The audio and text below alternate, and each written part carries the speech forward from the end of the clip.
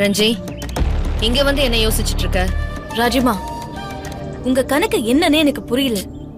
என்ன புரியல உனக்கு? மல்லிய மாமா கிட்ட இருந்து பிரிக்கதான் அந்த கதிரேசன் சொன்ன மாதிரி செய்யின்னு என்கிட்ட சொன்னீங்க. ஆமா சொன்னேன். ஆனா கேஸ்ல மாமா குற்றவாளின்னு ப்ரூவ் ஆயிட்டா அவர் ஜெயிலுக்கு போயிடுவாருல்ல. தேவையில்லாம இந்த மல்லிய கூப்பிட்டு வச்சு எதுக்கு டீல் பேசிட்டு இருக்கீங்க? அவெல்லாம் ஒரு ஆளுன்னு உங்களுக்கு சரிசமமா உட்கார வச்சு பேசிட்டு இருக்கீங்க. உங்களை என்னால புரிஞ்சுக்கவே முடியல. அங்கதான் இருக்கு இந்த ராஜேஸ்வரி போட்ட கணக்கு. அது வெத்து கணக்கெல்லாம் இல்ல, விவரமான கணக்கு. ராஜிமா, தயவு செஞ்சு நீங்க எனக்கு எல்லாத்தையும் எக்ஸ்பிளைன் பண்ணுங்க.